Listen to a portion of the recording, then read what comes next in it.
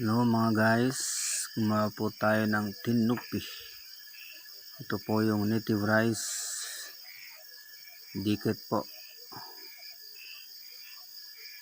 dito sa Ifugao. Masarap po ito pag tapos nang i-process. Masarap at saka mabango. Ito po yung tinatawag namin na tinupi. Pagkatapos ganito po yung proseso mga guys. I-englo sa kawali bago i-bayo. Yan na po. Umulan, malakas, medyo inabot ng dilim. At yan na po yung katapusan mga guys.